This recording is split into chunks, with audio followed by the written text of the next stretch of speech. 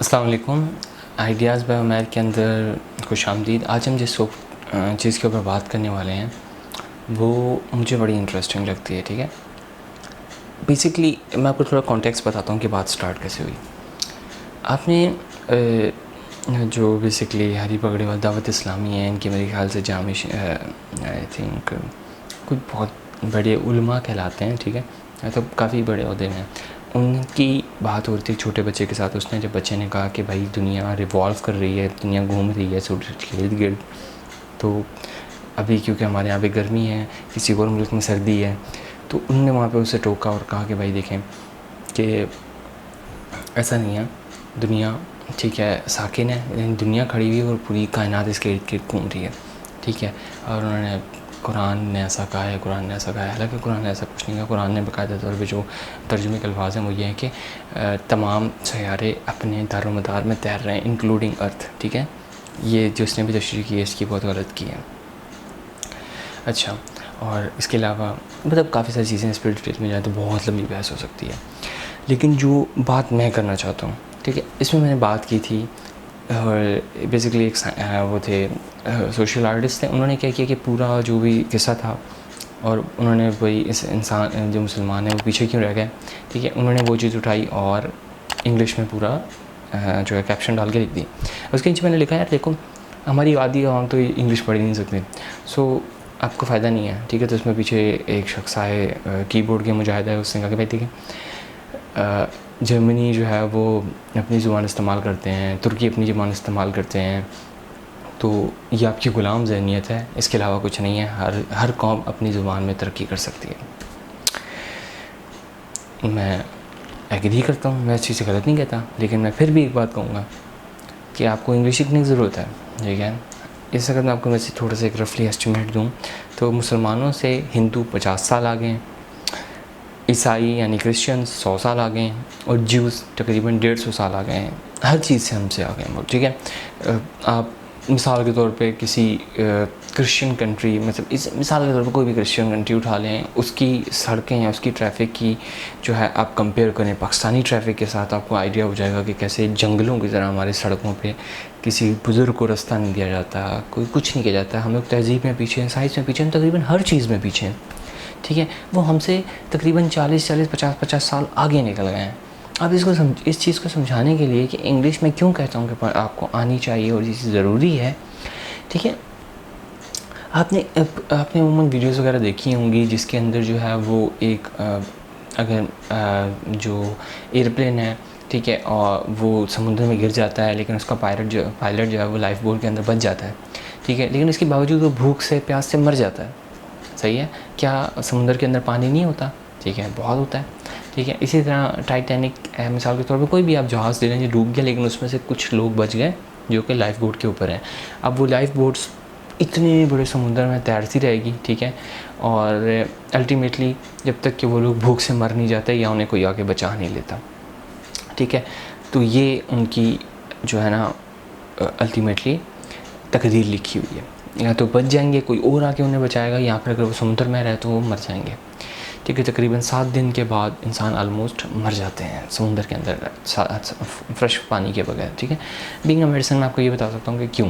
لیکن اس کی تھوڑی ٹیکنالوجیز آپ کو سمجھا دیتا ہوں. دیکھیں, جو ہماری کڈنی کا پوٹینشیل ہے نا کہ پانی کے اندر سے نمکیات کو علیحدہ کرنے کا, ٹھیک ہے, اس کا اور سمندر کا جو نمکیات کا لیول ہے وہ آلموسٹ ایکول ہے. ٹھیک ہے, تو یعنی کہ جو سمندر کا پانی پئیں گے وہ آپ کے جسم سے مزید صاف پانی نکال دے گا. ٹھیک ہے, لیکن آپ کے جسم میں پانی نہیں آئے گا, اتنا کھارا پانی ہے. تو اس لیے اگر آپ سمندر کا پانی پئیں گے بھی تو آپ کو کوئی فائدہ نہیں ہوگا, اور آپ کے جسم کے اندر سے پانی نکل جائے گا. ٹھیک ہے, تو زیادہ تر لوگ آپ نے فلموں میں بھی دیکھا ہوگا عموماً اپنا ہی یورین پینے لگ جاتے ہیں اینڈ اسٹف. آپ کو زندگی 1-2 دن مل جاتے ہیں.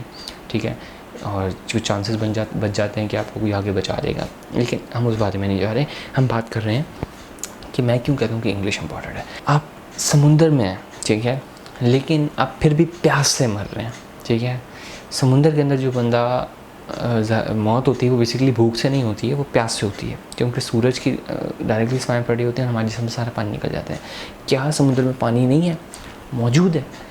ٹھیک ہے, لیکن وہ شخص اس پانی کا استعمال نہیں کر سکتا. ٹھیک ہے, جو سمندر کے اندر پوری دنیا میں पानी समुद्रों में सबसे ज़्यादा है और वो शख्स उस समुद्र के पानी के ऊपर तैर रहा है लेकिन फिर वो प्यास से मर रहा है, ठीक है। वो शख्स जो उस बोट के अंदर है, ठीक है, वो प्यास से मर रहा है। उसकी बुनियादी वजह है क्योंकि वो उस पानी का इस्तेमाल नहीं कर सकता जो समुद्र का पानी है। बिल्कुल इसी तरह, क्योंकि मैं आपको बता रहा हूँ कि मुसलमान तकरीबन दुनिया से 100 से 150 साल पीछे रह गया है, ठीक है, साइंस में, तरक्की में, कल्चर में, तकरीबन हर चीज़ में, ठीक है। तो हम यूँ समझें कि हमारे आसपास इल्म का इतना बड़ा समुंदर है लेकिन हम उस इल्म के समुंदर से फ़ायदा नहीं उठा सकते। क्यों? क्योंकि वो सारा इल्म का समुंदर है इंग्लिश में, ठीक है, और हमारी ज़ुबान है उर्दू, ठीक है। और उर्दू में अगर हम वो तरक्की करने लगेंगे तो हमें 100 से 150 साल लगेंगे इतनी तरक्की करने में जितनी पूरी दुनिया तरक्की कर चुकी है। तो इससे बेहतर ये नहीं है कि आप थोड़ी सी एक अलहदा ज़ुबान सीख लो जो पूरी तरक्की दुनिया में हो चुकी है, उससे वो पानी पी लो, ठीक है। मतलब वो तरक्की या फिर वो इल्म आप हासिल कर लो, आपके 150 साल बच जाएंगे, ठीक है, कि वो इतना तरक्की करेंगे, उसके बाद हम उनके लेवल पे आएंगे, फिर हम उनसे आगे जाएंगे। और दूसरा हल हमारे पास क्या है कि हम सिर्फ इंग्लिश सीख लें और वो जो इल्म पहले से दुनिया में मौजूद है हम उनसे फ़ायदा या इस्तिफ़ादा हासिल कर लें। ओके, सो आई होप कि मेरा छोटा मोटा कॉन्टेक्स्ट आपको समझ में आ रहा होगा कि बेसिकली क्यों मैं कहता हूँ कि इम्पोर्टेंट, ठीक है। सो इस चीज़ में गलत नहीं है कि आप अपनी ज़ुबान में तरक्की नहीं कर सकते, लेकिन हम अपनी ज़ुबान में सिर्फ अपनी ज़ुबान को लेकर चलोगे तो आपको 150 साल लग जाएंगे उनके लेवल तक पहुँचते, ठीक है, पाकिस्तान को। लेकिन अगर आप इंग्लिश सीख लेते हो और बाकी इल्म हासिल कर लेते हो, आपको 150 साल बचेंगे, फिर आप उनके लेवल में आके उससे आगे निकलने की कोशिश करोगे, ठीक है। सो लेकिन उर्दू में गुज़रे हुए कल को क्या कहते हैं? कल। आने वाले कल को क्या कहते हैं? कल। लेकिन इंग्लिश में ऐसा नहीं है।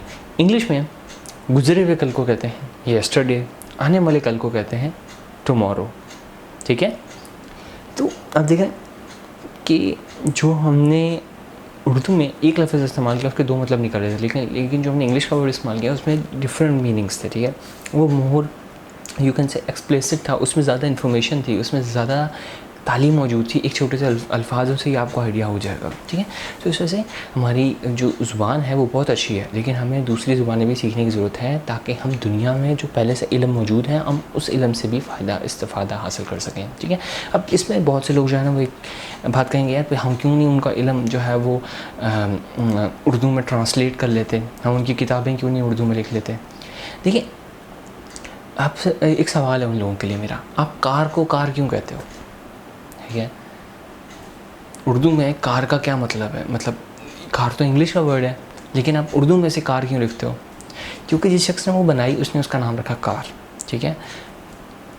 तो तरक्की जिन्होंने हमसे 100 से 150 साल ज़्यादा तरक्की की है, ज़्यादातर लोगों ने अपनी टर्मिनोलॉजीज़ निकाली हैं, अपने फिनोमिना निकाले हैं, ठीक है। आप फोटोन को कैसे एक्सप्लेन करोगे उर्दू के अंदर? हर चीज़ का उर्दू में मतलब नहीं मौजूद, क्योंकि उर्दू को वो उन चीज़ों तक पहुंचने में भी काफ़ी टाइम लगेगा तरक्की करते करते। तो इट्स बेटर कि आप 2 बाइलिंगुअल होने चाहिए, ठीक है। आपको 2 ऐसी ज़ुबान आनी चाहिए जिसमें ज़्यादातर दुनिया की तालीम मौजूद है, ठीक है।